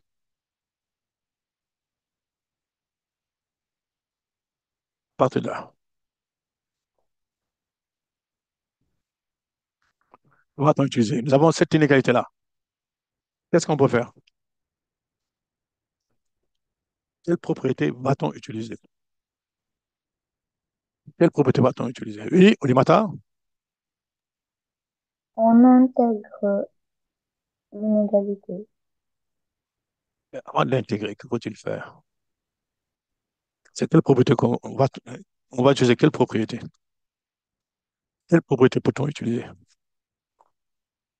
Quand on a une inégalité avec des intégrales, c'est quelle propriété on va utiliser? Avant de faire ça, n'oubliez pas, nous, on va faire l'intégrale de a moins x carré facteur de f seconde. Donc, il faut faire quoi ici d'abord?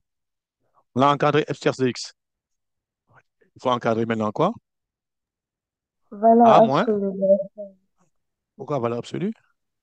Je ne sais pas. On va d'abord intégrer a moins x au carré. C'est bien ça. F seconde de x inférieur ou égal à a moins x carré grand M. D'accord? C'est inférieur ou égal à petit m a moins x carré. Bon, on va essayer pour voir. Et après, qu'est-ce qu'on va utiliser? Propriété. La croissance de l'intégrale. On peut dire la croissance de l'intégrale. C'est bon. C'est pas pendant que j'y pense qu'on divise par a carré. On va voir si on utilise la croissance intégrale.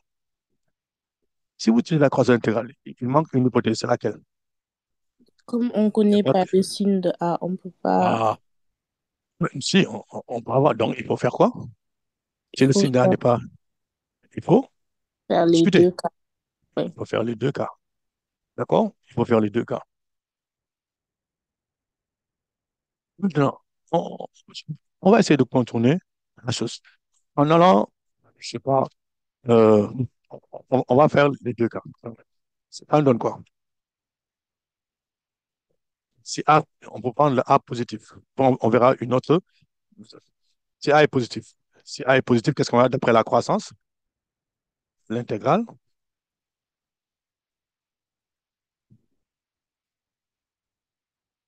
D'après la croissance, qu'est-ce que nous avons comme la somme de 0 à A. Donc, l'ordre est conservé. Hein. Un facteur de x moins A carré dx inférieur égal à somme de 0 à A de A moins x. C'est A moins x. X moins A, c'est la même chose que A moins x, il n'y a pas de souci. A moins x au carré, puisqu'on enlève au carré f tierce de x, dx inférieur égal à grand M, somme de 0 à A de grand M, x moins A au carré dx. Ça vous donne quoi? Il faut calculer M si on enlève le M. C'est quoi une primitive de x moins A au carré? C'est quoi une primitive de x moins A au carré?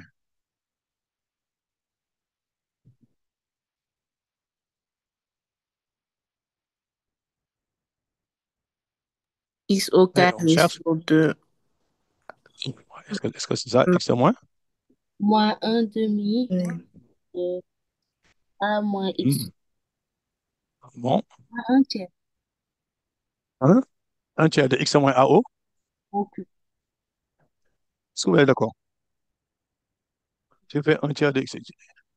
Je ne me fatigue pas. Quand vous avez des cas comme ça, pour être sûr, quand on, allez, on fait un petit brouillon. A moins x au cube, c'est la même chose que x moins A au cube. Hein? Bon, si vous faites x moins A au carré, parce que x moins A au carré, c'est aussi A moins x au carré. Ça fait x moins A au cube sur 3. Quand vous dérivez, ça fait 3 u prime u, n'est-ce pas? U prime u au carré, ça fait 3 facteur de x moins A carré sur 3. Ça simplifie. Ça marche. D'accord? Donc, dérivé, comme ça nous donne quoi alors? Des thèmes, facteur de x moins A au cube sur 3 à prendre entre 0 et A. Donc, ça nous donne quoi ici? Ça nous donne quoi ici, tout simplement? Je pense qu'on va faire ça simplement. Donc, on va simplement, puisque avec la linéarité, on va calculer la somme de 0 à A de x moins A au carré de x. Donc, ça fait x moins A au cube sur 3, facteur 2, compris entre 0 et A. D'accord? Ça nous donne quoi? En 0, ça fait A sur A au cube. Hein? Ça fait A au cube sur 3. 3 facteur A, c'est 0. Donc, que va-t-on trouver ici? Notre inégalité. Donc, si on prend l'inégalité 1 équivaut à quoi? Alors, ça fait M, A au cube sur 3. Inférieur égal à somme de 0 à A. Il faut bien vérifier avec moi. A moins x carré f cherche le x dx. Puisque c'est la même inégalité, ça fait M, la même intégrale, M facteur de A au cube sur 3. Donc, si on divise par A carré est positif, ça nous fait quoi? M sur MA sur 3, intégrale de 0 à A, de A moins x, carré f tierce de x dx, inférieur égal à MA 3. Et donc, qu'est-ce qu'on va faire? On va chercher la limite. On va utiliser quelle propriété maintenant? N'oubliez pas, si A est positif. Quelle propriété va-t-on utiliser pour calculer la limite en 0? Il manque pas le 1 sur A au carré. Si on a A au cube, ah oui, ici, 1 sur A au carré. Ici, voilà.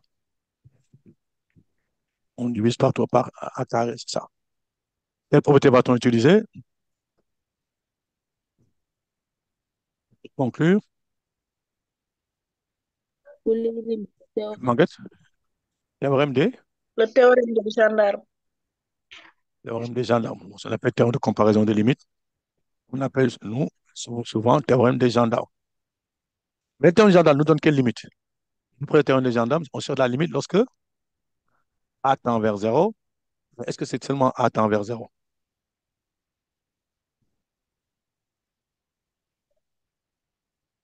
N'oubliez pas, on a dit que le A est positif.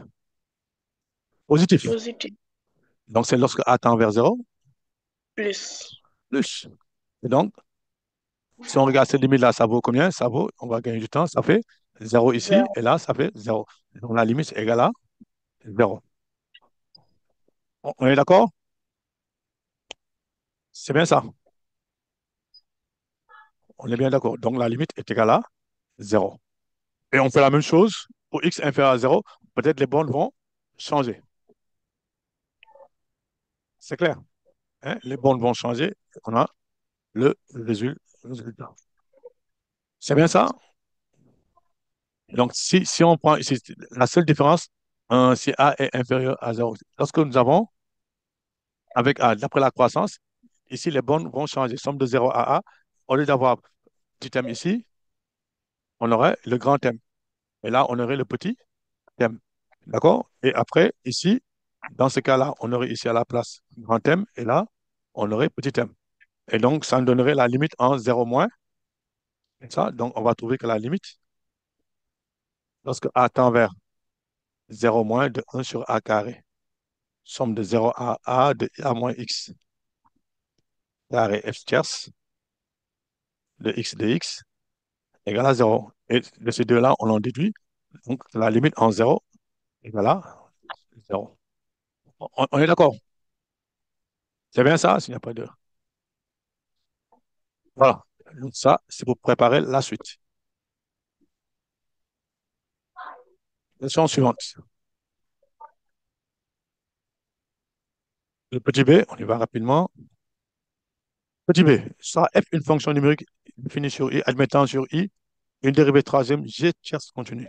Quelle est la dérivée de la fonction f tierce g seconde, f seconde plutôt g prime, f seconde g prime moins f prime g seconde.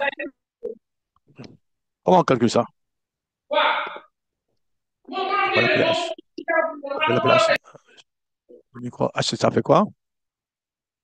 Prime. Si on crée la dérivée. C'est quoi la dérivée?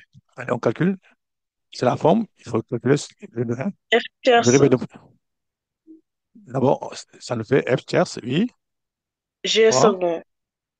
Non. La dérivée d'un, regardez ça, vous avez une somme. Donc, c'est d'abord dérivée, f seconde g prime, moins f prime g seconde. D'accord? On dérive ça. Oui. Et met ça ici quelque part en couleur. Quand on prend f seconde, g prime, c'est la dérivée d'un produit. Comment on calcule ça? C'est la forme UV. Ça fait F tierce G prime plus f tiers g prime plus F seconde G seconde. f seconde g seconde. C'est bien ça. oui. Oui. Maintenant, si on prend f, f prime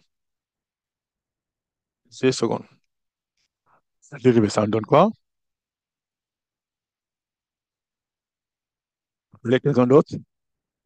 Ça fait la dérivée de f seconde g prime, ça fait f F seconde seconde G seconde. g seconde plus F prime G tierce. g tierce. Donc, si on fait h, si on fait ça, le h c'est égal à quoi? H de x. H prime, ça fait quoi?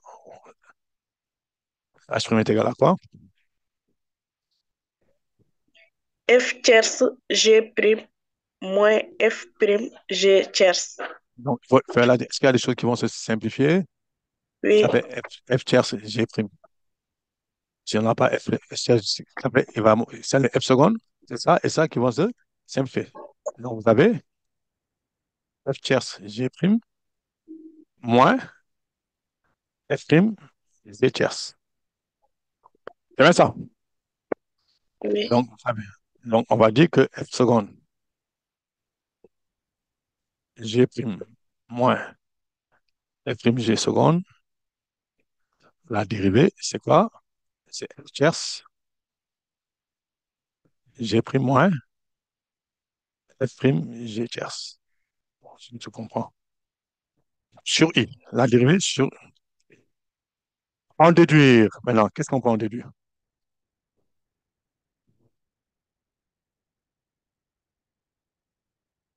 Autant en déduire. Somme de, quand on prend somme de 0 à A, de F prime de X, fois G tierce de X, c'est égal à quoi? F tierce G prime, c'est quoi? D'après ce qu'on a vu ici. Si on dit l'égalité, I. Et I nous donne quoi?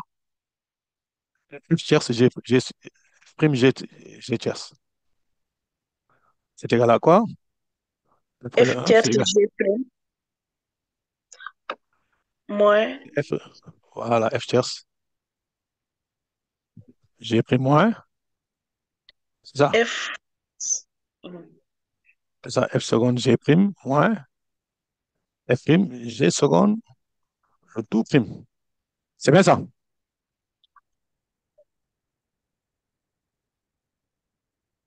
On est d'accord? Il n'y a pas d'erreur. F tierce, Oui, c'est ça. F prime G tierce, voilà.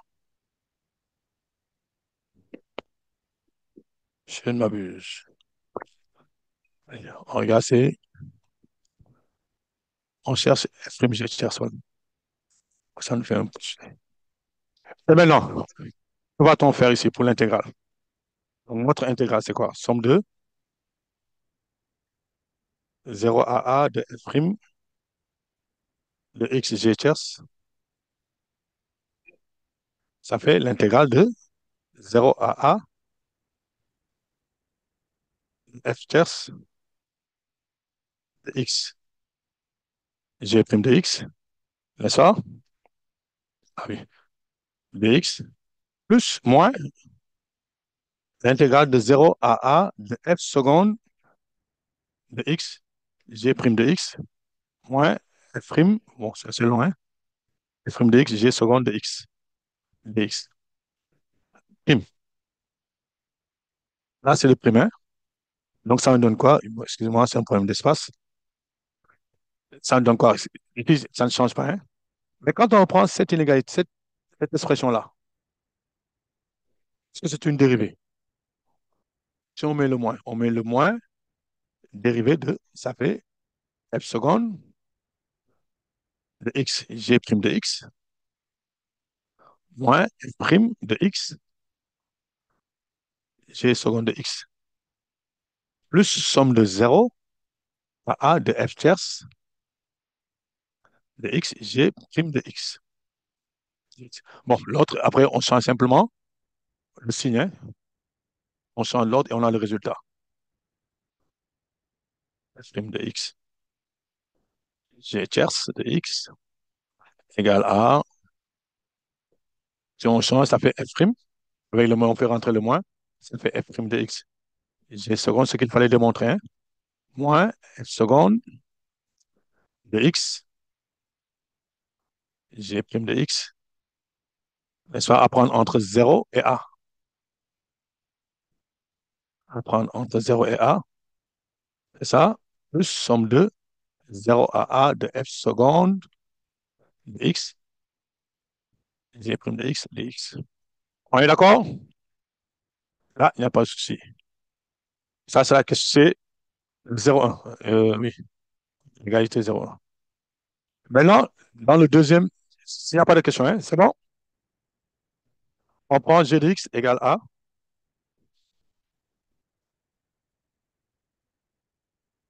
1 sixième de a moins xo, c'est ça g de x. On demande de calculer G' de x, G seconde, G tierce. Ouais. G' de x, c'est quoi? Bon, là, est-ce que la peine de le faire? On vérifie simplement, hein? Pour le faire, G' de x, c'est quoi? Qu'est-ce que vous avez trouvé? Ça nous permet de résoudre. Allez, ça nous donne quoi? Allez, on écoute, ça fait? Un sixième, ça fait? À moins, ça fait 3. Moins 1 demi de A moins X au carré. Voilà. Ça fait 3 avec le moins, ça fait U. Ça fait U à la puissance 1, ça fait NU prime U, ça fait moins 1 demi, hein, c'est ça. Merci. Ça ira plus vite. Moins 1 demi de A moins X, le tout au carré. G seconde, ça fait quoi alors? Il est clair que cette fonction étant une fonction polynôme, elle est une fois dérivable. Donc, ça fait quoi ici? G seconde, A ça fait moins quoi? Qu'est-ce que vous avez trouvé? C'est A moins X. C'est ça. Ça fait moins 1 demi, c'est ça. A moins X. Et G tierce, moins 1. moins 1. Voilà. Et maintenant, si on applique la relation 0,1, en appliquant 0,1, nous avons quoi? Le 0,1, ou bien utiliser d'après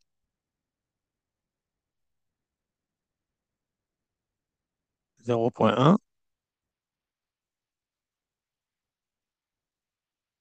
c'est que remplacer 1.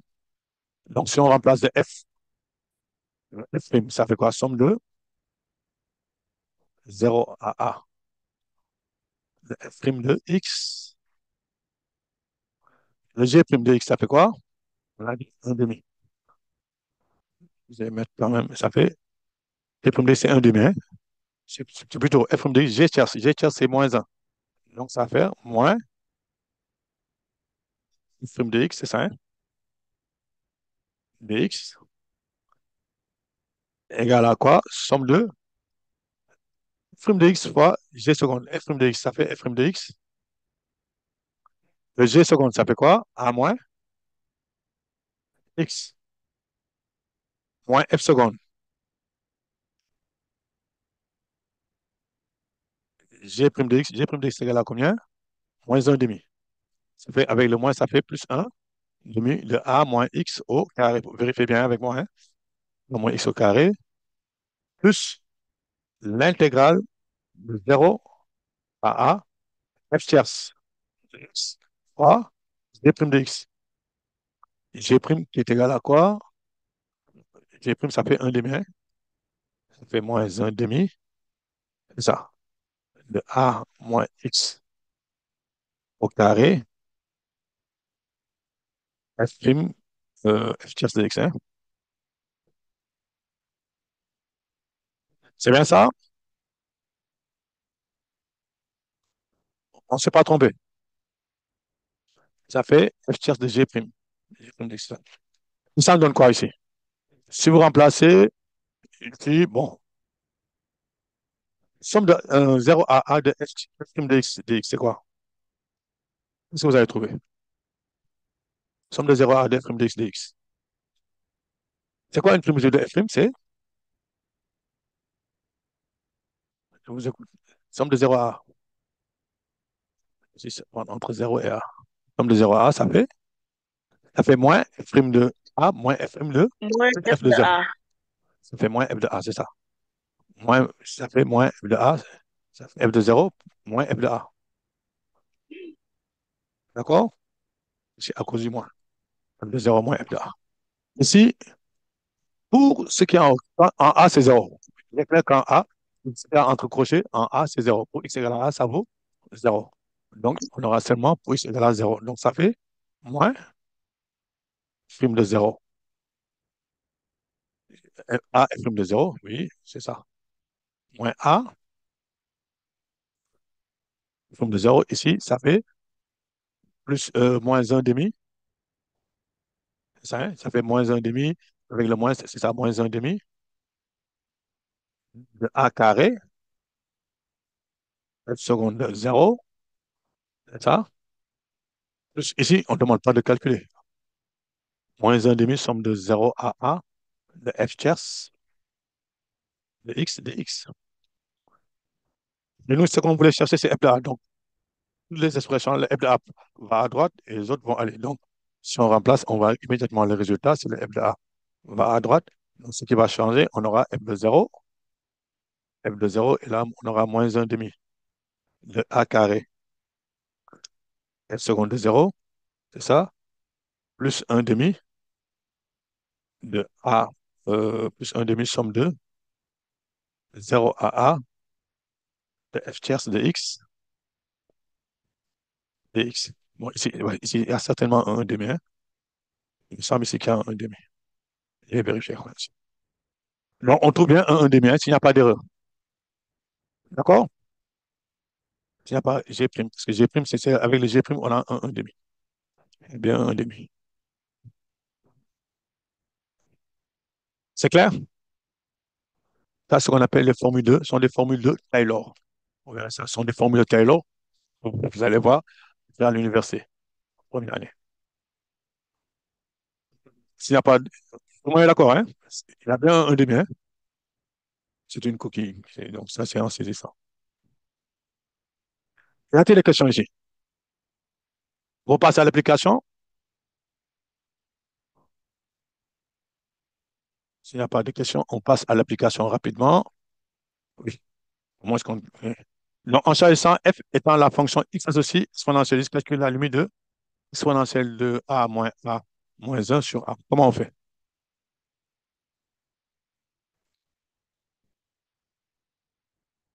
Comment fait-on ici?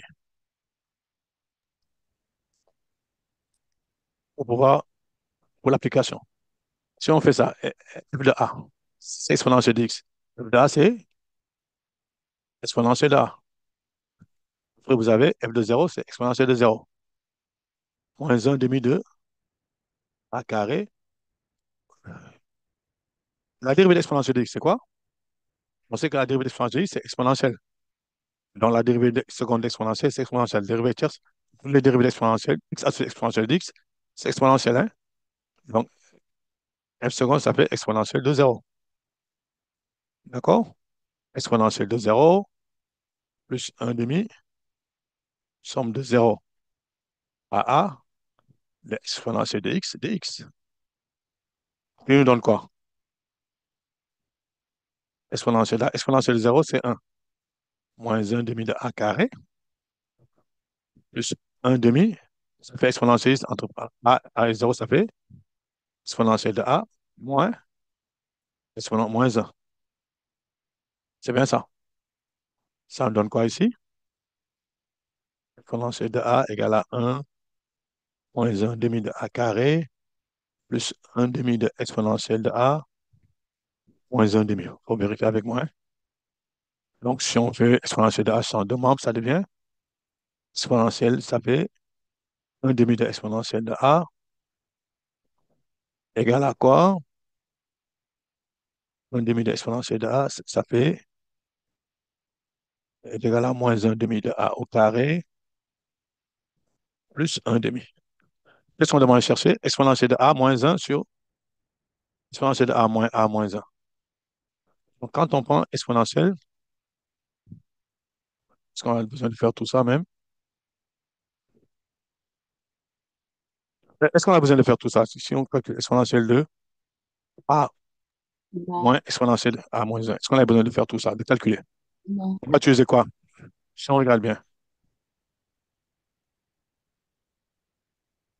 quand on regarde, peut-être c'est sa dernière expression, il aurait fallu ne pas trouver. Exponentielle. On va voir. Ouais, si on fait ça, bon, peut-être ça a donné, fallait seulement parce qu'on a dit, euh, oui, est-ce qu'on avait besoin de faire ça? Je sais pas. On regarde quand même, ça ne donne pas. Si on fait ça, fait exponentielle de a égale à moins a carré plus 1. C'est bien ça. Si on fait. Mais si on prenait simplement, peut-être c'est quelque chose, si on prenait simplement cette expression-là, c'est là.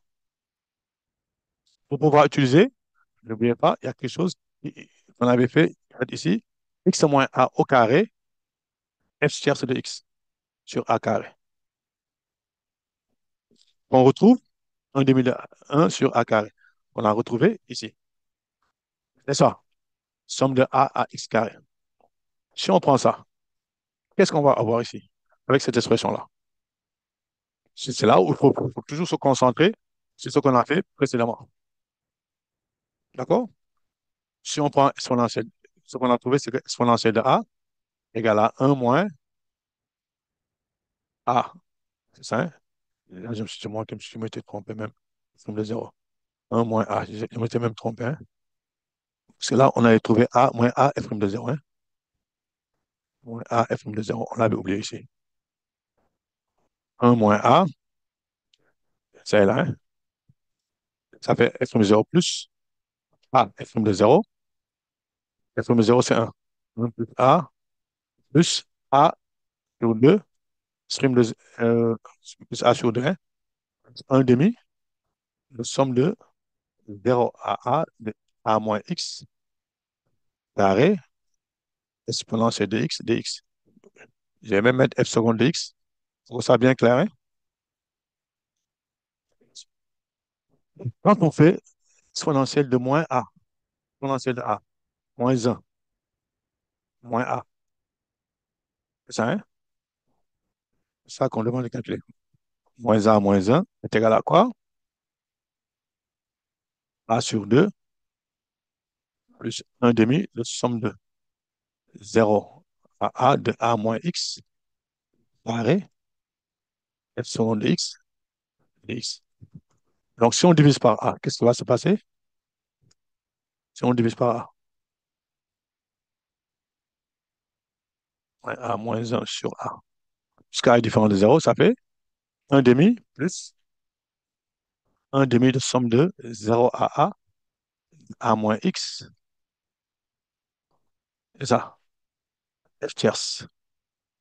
Tellement de primes là et de tierce, dx, 1 sur a. Nous, on voulait avoir, attends, comment vous allez faire? Parce que a tend vers 0. A tend vers 0, ça fait quoi? On pourra utiliser ce qu'on avait fait précédemment.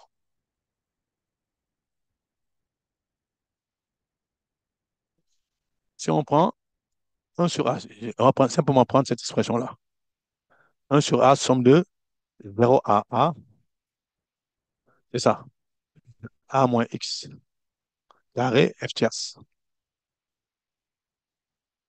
X dx. C'est bien ça. C'est égal à quoi? On peut l'écrire comment? Comme a facteur de 1 sur a carré, somme de 0 à a de a moins x au carré, tiers de x dx. Or, cette limite-là, ça fait quoi? À quoi est égale cette limite?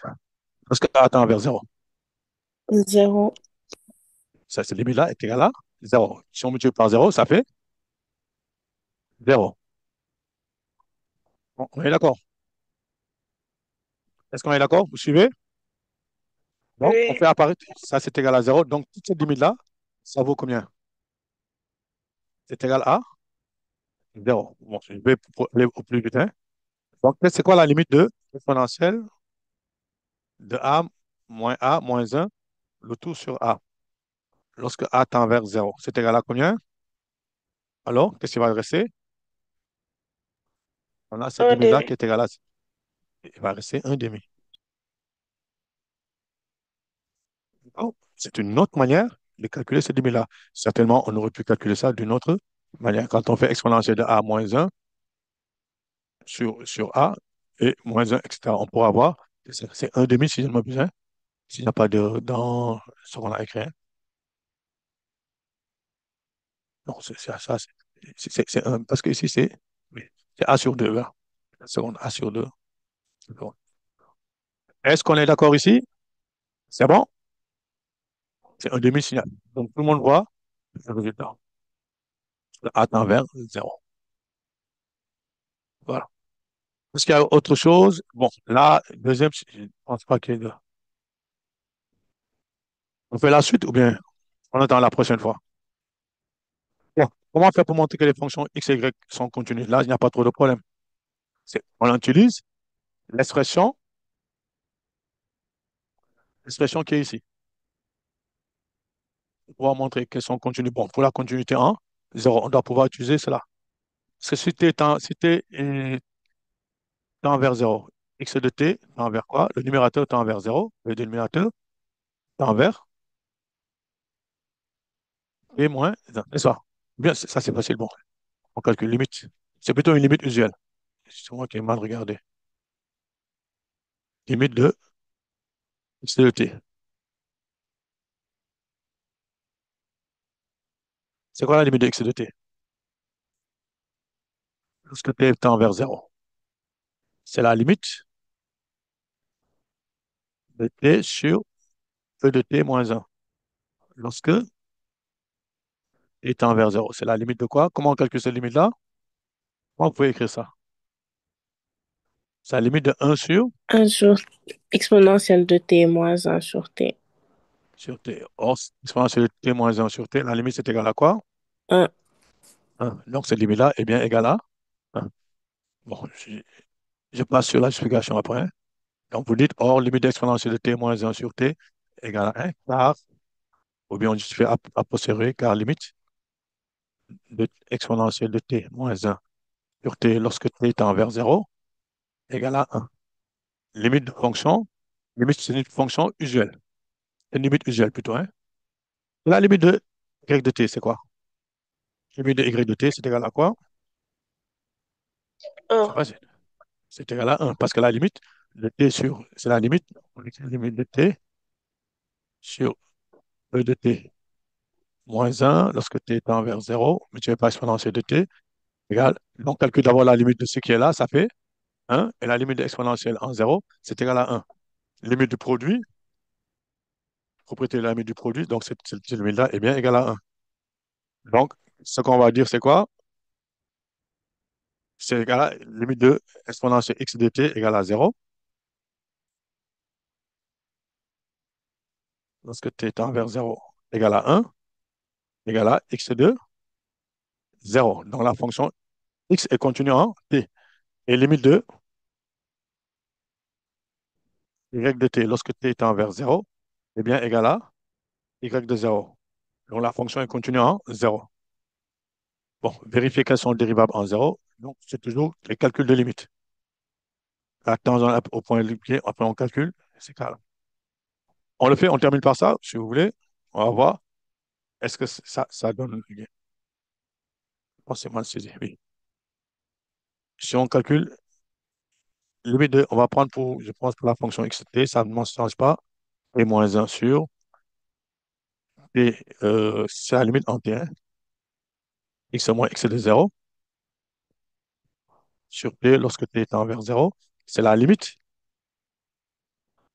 Lorsque t tend vers 0, c'est de t moins 1. Ça fait t sur e de t moins 1, le tout sur t. Et certainement, on va retrouver ce qu'on avait fait précédemment. Limite lorsque t tend vers 0, de quoi? Ça fait, ça donne quoi? Ça donne t moins 1, t plus 1, c'est ça, hein? Moins e de t. D'accord? Le tout sur t facteur de e de t moins 1. Et on voit sans problème l'expression qu'on avait trouvée précédemment. Ça donne quoi? Limite,